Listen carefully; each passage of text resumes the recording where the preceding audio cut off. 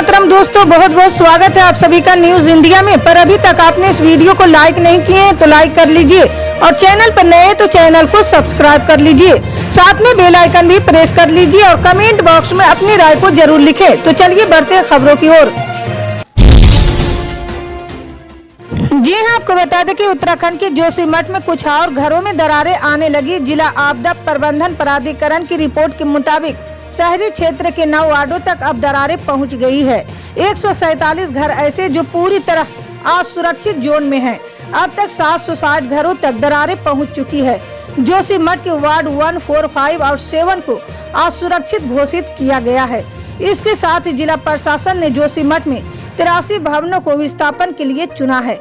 इनमें 2190 लोग रह सकते हैं। जी हां, जोशीमठ के पीपल कोटी में भी 20 भवनों को चिन्हित किया गया, जिसमें 2205 लोग रह सकते हैं।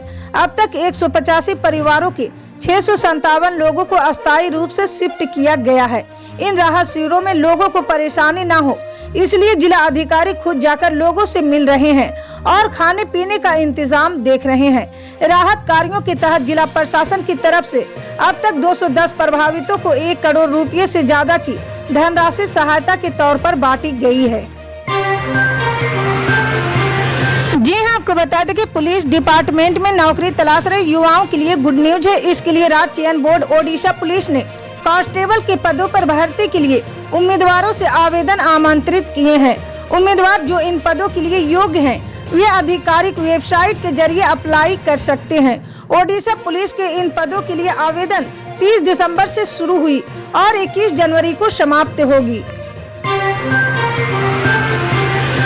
जी हां, आपको बता दें कि पढ़ाई के खर्च में आपकी मदद करने के लिए सरकार कई तरह की छात्रवृत्ति योजनाएं चलाती है। सरकार आंकड़े भी बताते कि 12वीं पास करने के बाद कई गर्ल पढ़ाई ही छोड़ देती है। कई लोगों के द्वारा बताया जाता है कि पैसों के अभाव में लड़कियों की पढ़ाई जारी नहीं रख पाते हैं। ऐसे में सरकार उनकी आर्थिक मदद के लिए कई तरह की योजनाएं चलाती है। इसी तरह एक योजना का नाम है गाँव की बेटी योजना। इस स्कीम के तहत सरकार गांव की बेटियों को महीने के 500 रुपये देती है। इस तरह सालाना 5000 रुपये दिए जाते हैं। जी हां, आपको बता दें कि कांग्रेस के पूर्व अध्यक्ष राहुल गांधी ने कहा कि वे ऐसा भारत बनाना चाहते हैं जहां गैस सिलेंडर की कीमत 500 रुपये से ज्यादा ना हो।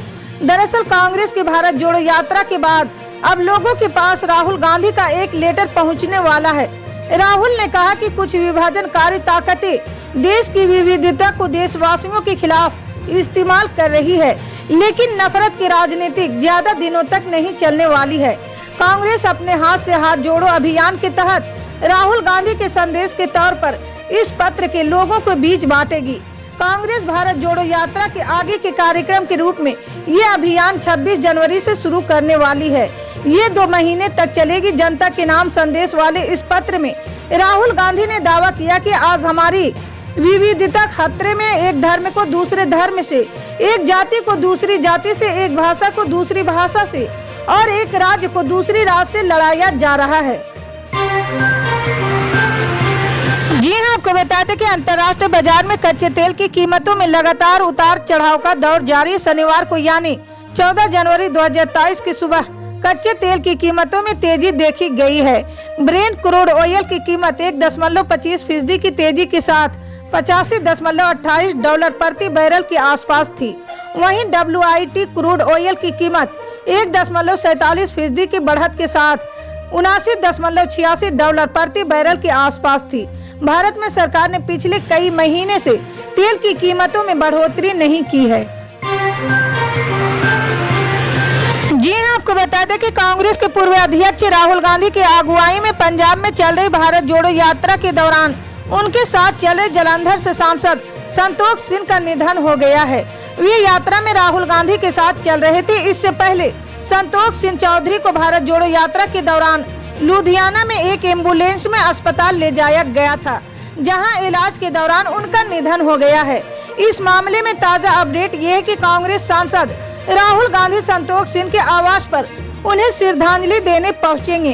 कांग्रेस सांसद संतोष सिंह चौधरी का अंतिम संस्कार कल उनके गांव में किया जाएगा।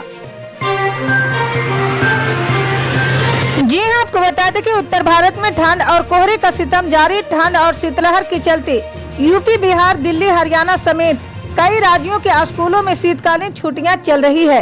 अधिकतर राज्यों में स्कूल 15 जनवरी तक बंद रखने के आदेश दिए गए थे, लेकिन अब बढ़ती ठंड को देखते हुए हरियाणा सरकार ने स्कूलों की विंटर वेकेशन बढ़ा दी है। जी हां, हरियाणा सरकार ने ठंड के मौसम को देखते हुए शुक्रवार को राज्य के सभी स्कूलों में शीतकालीन अवकाश 21 जनवरी तक बढ़ा दिए हैं।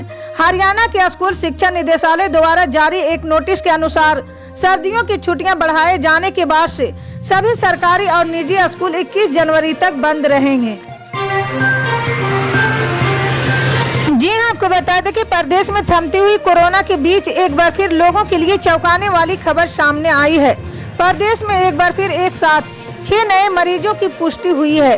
सभी मरीजों को घर में रहकर इलाज करने की सलाह दी गई है और उनके सैंपल को जीनोम सीक्वेंसिंग के लिए भेजा गया है। जी हां, छत्तीसगढ़ में कल 1602 सैंपलों की जांच हुई। इनमें से 6 मरीज कोरोना पॉजिटिव पाए गए हैं।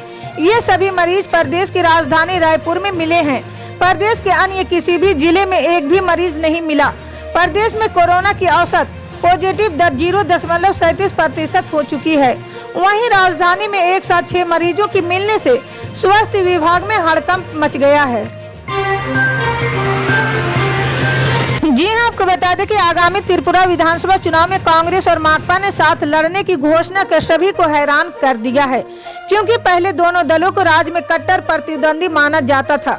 कांग्रेस के महासचिव अजय कुमार ने शुक्रवार शाम सीपीआई के राज्य सचिव जितेंद्र चौधरी के साथ बैठक के बाद ये घोषणा की है। बैठक में वाम मोर्चा के संयोजक नारायण कार भी मौजूद थे। बता दें कि त्रिपुरा में इसी साल विधानसभा चुनाव होने हैं। जी हां, वहीं सीपीआई के राज्य सचिव जितेंद्र चौधरी ने कहा कि माकपा और कांग्रेस दोनों ने लोगों की आकांक्षाओं को पूरा करने और भाजपा को हराने के लिए खुले दिमाग से चर्चा शुरू की है। जी हां, आपको बता दें कि उत्तर प्रदेश में पिछले चुनाव के बाद से ही कई बड़े राजनेताओं, संपन्न कारोबारियों, विपक्षी नेताओं और बाहुबलियों के खिलाफ केंद्र जांच एजेंसियों ने कई मामले दर्ज किए हैं। यही नहीं, उनके ठिकानों पर छापेमारी की गई, सर्च ऑपरेशन किए गए और कई की संपत्ति भी कुर्क कर ली गई है। इनमें कई ऐसे मामले शामिल हैं जिनकी छानबीन अभी जारी है। जी हां, गैंगस्टर से नेता बने मुख्तार अंसारी को परिवर्तन निदेशालय यानी ईडी ने उत्तर प्रदेश में जबरदस्ती जमीन हड़पने के मामले में गिरफ्तार किए हैं। इसी तरह की पल पल के अपडेट जानने के लिए जुड़े रहे हमारे न्यूज इंडिया के साथ। मिलते हैं अगली बड़ी खबर में, तब तक के लिए जय हिंद।